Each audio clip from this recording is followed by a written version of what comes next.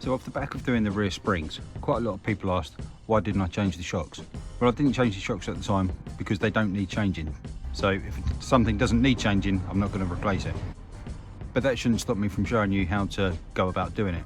You know, we can have a look, see what's involved, see what we're going to need to do when we do actually come around to doing it. So today I thought we'd have a look and see exactly that, what's involved. So first things first, let's get the car up in the air and the wheel off. Okay, great. So we've got the car up in the air, front wheels are chocked, both front and back, both on both sides.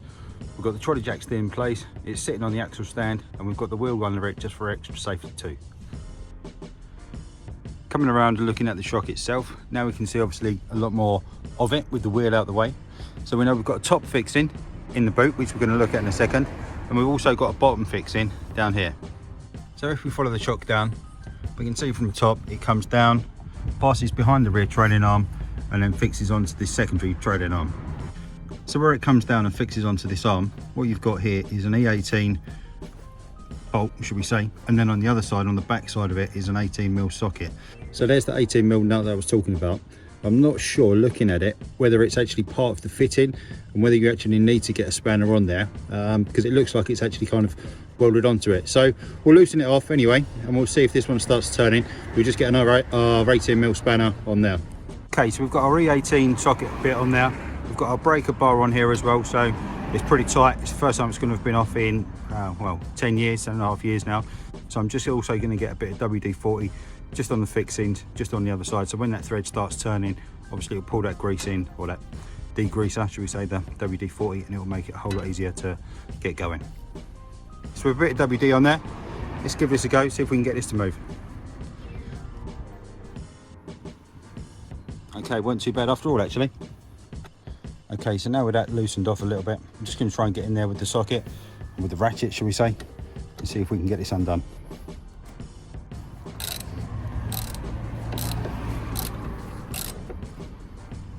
Okay, it's coming away quite well.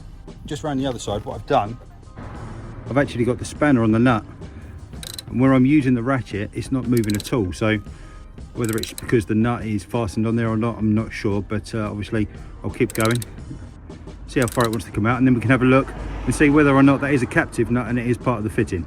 Okay, so I've got that bolt nearly all the way out.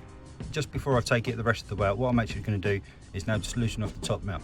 Okay, so here inside the boot, just above where the strut is positioned, what you'll find, I've just removed the parcel shelf and just pushed the seat out. What you've got is this kind of cover, it just pulls away. You've got this covering kind of point just inside, that just lifts up, and then what you can see, hopefully, inside, you just got this top fixing. Okay, and then in there, what you can see, you've got this 17mm nut, which fixes onto kind of this point, which is where it comes up and I'm guessing tightens onto it, which has got, I don't know if you can see, it's kind of got flat sides.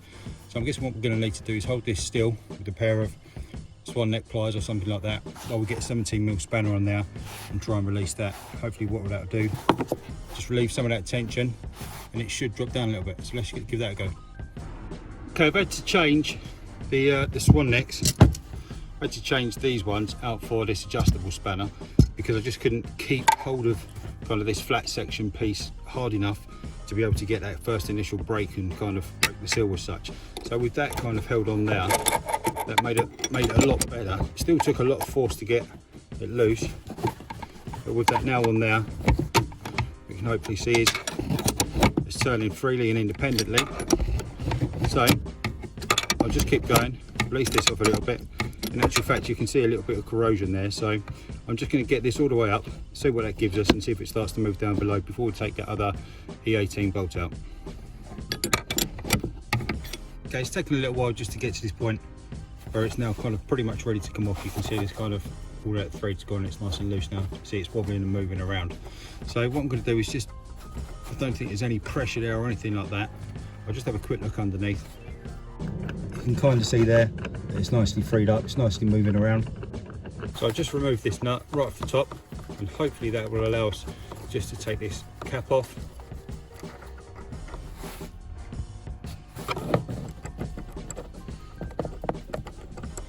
There we go, so in order, we've got the top.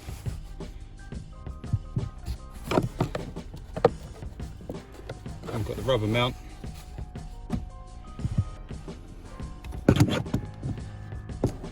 And now what we can see in there is basically that that's now free and ready to come out from down below. Okay, so now back underneath, what we'll do, we'll just finish taking this nut out.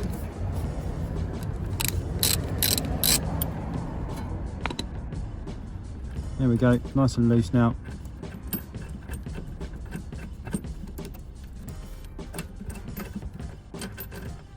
That's out, there we go.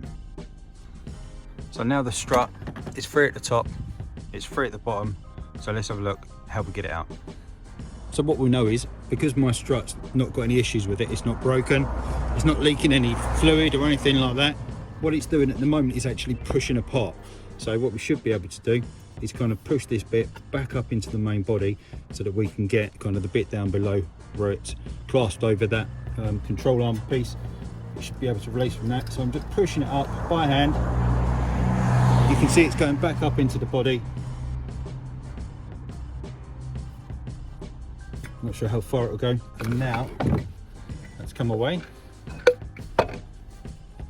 And there's our shock absorber removed.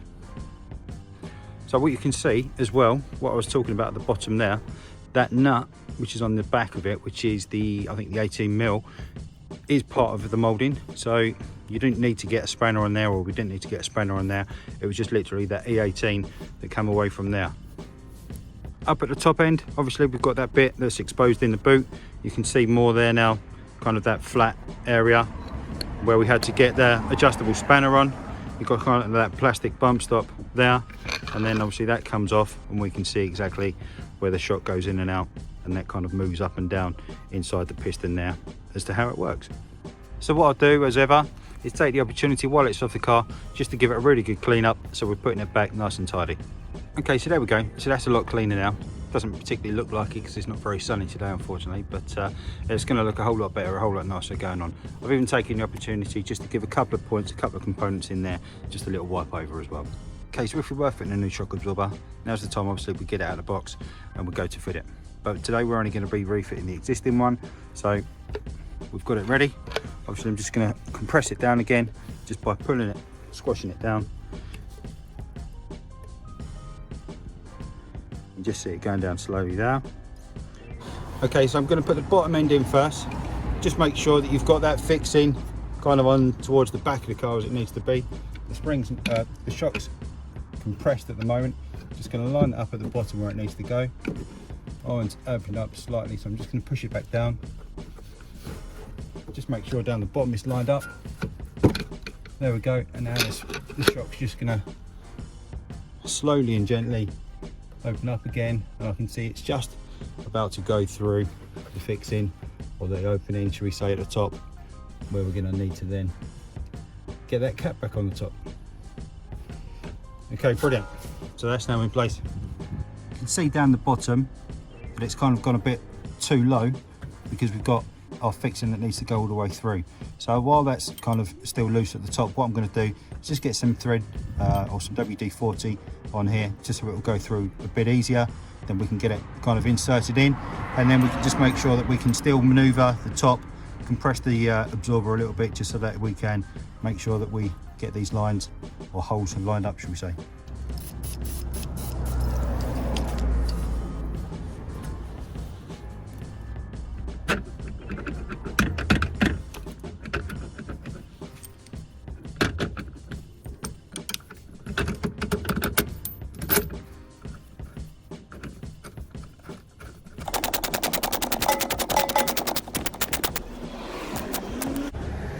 Okay, brilliant. We'll get that torqued up in just a second.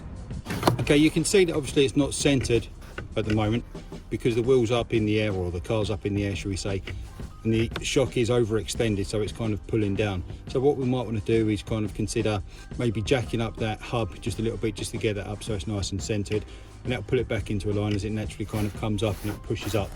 What I'm going to do for now is just get these bump stops and the cap back on for now.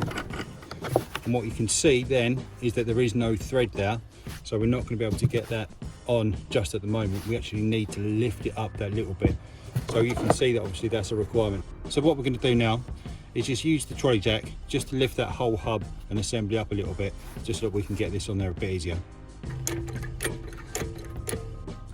you can see just as I'm lifting that up, what it's doing is just going to push that shock up, further up into the body. So we don't need to go too far.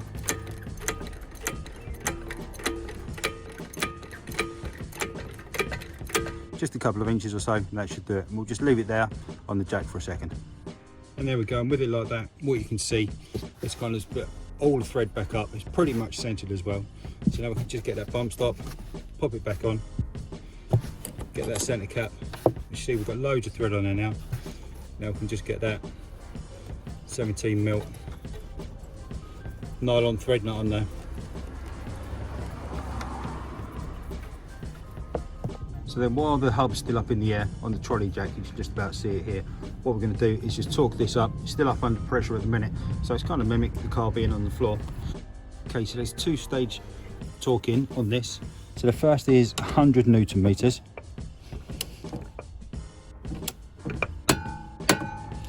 And then the next stage is plus 45 degrees. Okay, so now we've got that top nut on up above in the boot, so I'm just going to lower the jack down. And now, because we're all torqued up here, what I'm going to do is just get the wheel back on so that we can torque up in the boot a bit easier.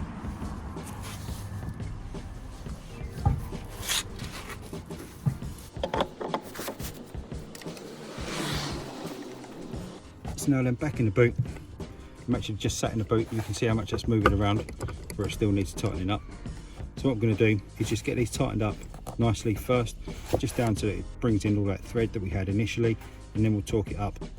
Okay, great. So once you've managed to get that pretty much all the way down and it's nice and nipped up, it's nice and tight, the torque setting for this is 45 to 55. So we're going to go in the middle, bang on 50. And in actual fact, what I found is the actual centre spindle piece, or bit of the strut, should we say, whatever you want to call it, is still free enough at the moment that when you put the torque wrench on it, when you kind of pull it, it's just spinning nice and loosely. So what I've been able to do is just kind of set up a little rig elsewhere, so I know kind of how much pressure it is to get about 15 Newton meters. And what I've done is then just tightened it up nicely to about that same sort of pressure.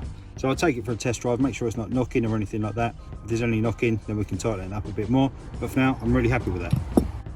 So with that back there, what we can do is get a little cover, just pop that back on the top, bring a bit of carpet moulding back in, just tuck the lugs in now. That's back in. Bring the seat forward, or backwards rather.